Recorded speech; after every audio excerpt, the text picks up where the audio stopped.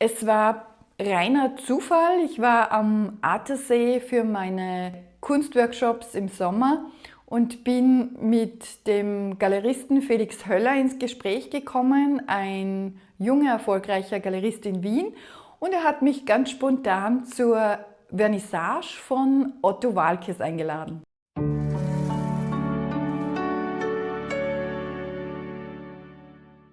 Ich kenne Otto als Kunstfigur schon mein ganzes Leben. Die Sketche, die Witze, die Filme, das war meine Kindheit. Und die lustigen Social-Media-Postings, wo er ja auch Witze vor seinen Bildern macht, auch das kennt jeder. Genau deshalb war ich überrascht. Da stand ich plötzlich vor den Originalen am Attersee und was ich gesehen habe, war mehr als Comedy. Da hörte der Spaß auf und ich habe gesehen, das ist ein Künstler, der mit Präzision an sein Werk geht und kunsthistorische Werke interpretiert mit Persiflage. Das hat mich wirklich überrascht. Nehmen wir Vermeers Mädchen mit dem Perlenohrring. Bei Otto das Mädchen mit dem Elefantenohrring. Das ist nicht hingeworfen, das ist exakt gemalt. Also der Blick, das Licht, die Haltung, alles Vermeer. Nur eben mit Ottifant. Und das verändert die Bedeutung des Originals, ohne es zu beschädigen. Oder Schielers Walli. Otto malt sie mit einem Ottifanten und ich finde, das Bild gewinnt dadurch. Ich denke, dass Walli es geliebt hätte und ich denke, dass Otto ihr etwas gibt, das sie zu Lebzeiten nicht hatte. Oder Edvard Munchs Der Schrei. Ich denke, das ist eines der angstbeladensten Gemälde in der kunsthistorischen Geschichte. Man muss einfach lachen, wenn man davor steht. Otto nimmt diesem Werk das Drama und ich habe mir dann gedacht, vielleicht nimmt er auch unsere Gesellschaft dieser Zeit ein Stück Drama damit. Ich habe ihn dann auch getroffen. Otto war vor Ort. Wir haben Selfies gemacht und er ist genauso, wie man ihn kennt. Zugänglich, warmherzig und ohne Distanz. Er ist ein großer Künstler, der sich hinter seiner Kunst nicht versteckt. Und genau da begann für mich eine Frage, die mich seither nicht mehr loslässt. Was trennt eigentlich leichte Kunst, unterhaltsame Kunst von tiefgehender Kunst, von ernsthafter Kunst, schwerer, schwermütiger Kunst? Und warum denken wir, ist es ein Widerspruch? Ja, und ich stelle mir dabei wirklich die Frage, ist Leichtigkeit das Gegenteil von Tiefe oder Tiefgründigkeit? Ja, klar ist für mich, Otto ist ein Publikumsmagnet. Ich kenne niemanden, der Otto nicht mag. In der Kunst ist es jetzt so, dass Otto als Publikumsmagnet auch Menschen allen Altersgruppen ins Museum zieht, die normalerweise nicht ins Museum gehen würden, die vielleicht auch eine Scheu haben vor Kunst. Genau das ist ist der Sinn von Kunst, zu kommunizieren. Für mich würde mich sehr interessieren, wie du darüber denkst. Was ist für dich der Sinn von Kunst? Und ist es bei dir auch so, dass du denkst, Kunst ist eine universelle Form der Sprache, eine Sprache, die keine Worte braucht? Und ich finde, Otto spricht diese Sprache sehr präzise und sehr klar. Und das ist etwas, das den Menschen Freude macht. Er gibt den Menschen ein Stück weit Freude. Ja, wenn ich meine eigenen Arbeiten daneben stelle und reflektiere, dann merke ich, ich arbeite mit beidem. Mit Tiefe, mit Schwere teilweise und mit Leichtigkeit. Und was ich von Otto mitgenommen habe, für mich als Malerin, ist größer zu denken. Jetzt komme ich zu meinem ganz persönlichen Learning und Es ist persönlicher, als ich dachte.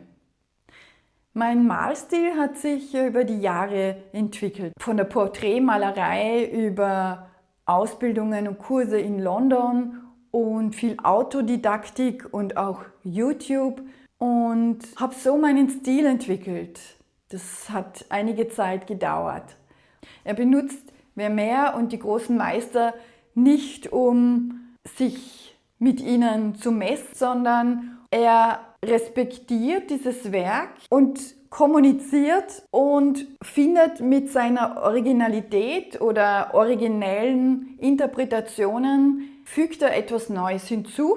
Somit, das ist genau der Sinn von Kunst, zeitgemäß mit einem Werk, das jeder kennt, das du nicht erklären musst, sondern das wirklich jeder kennt, etwas Neues, eine neue Form der Sprache zu sprechen. Etwas, das entweder Freude erzeugt, Humor und die Menschen zum Lachen bringt oder auch Bewusstsein schafft, wie das Bild mit dem Ottifanten, der den Rasen mäht. Und wenn sich das Werk selbst abschafft und auch die Natur sich selbst abschafft, so wird auch jedem kleinen Kind bewusst, was da die Aussage ist. Und ja, das finde ich einfach genial.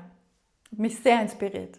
Ja, und so bin ich gespannt, was dieser Einfluss bewirkt in meiner Malerei, in den nächsten Bildern, ob ich die Goldfolie irgendwann in eine Struktur von Gustav Klimt einfügen werde.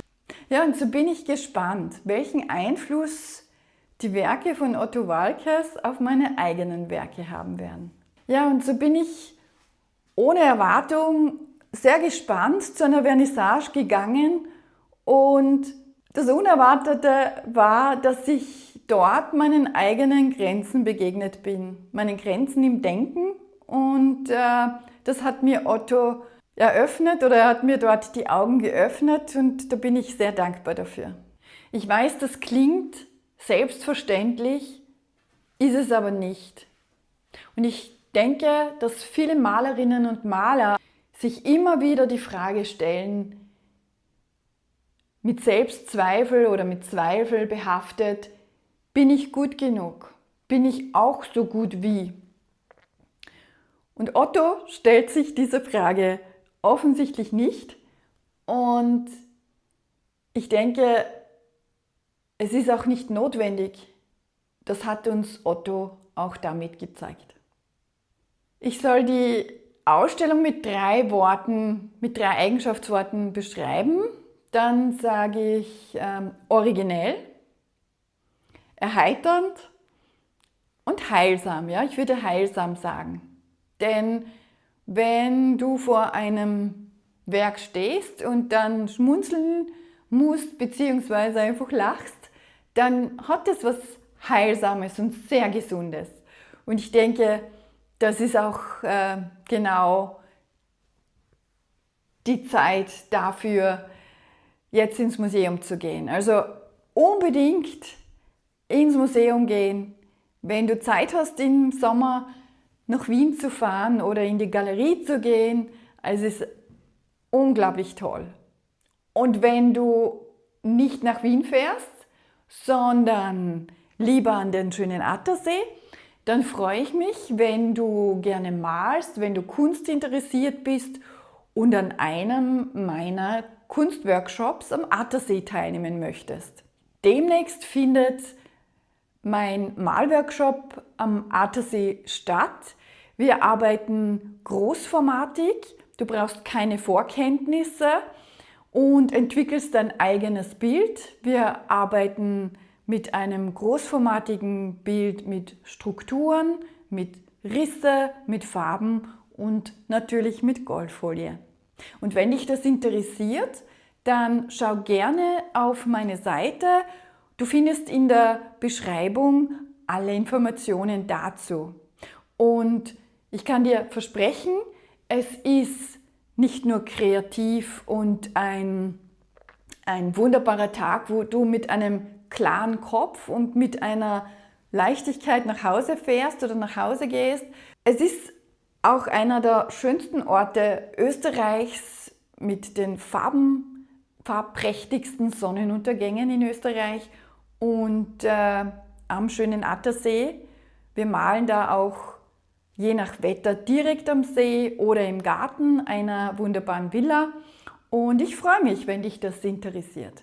Ich denke, Otto würde jetzt sagen, Sandra, quatsch nicht so viel, abonniere schnell den Kanal und like das Video und dann widme dich deiner Malerei im Studio. Das werde ich jetzt auch tun.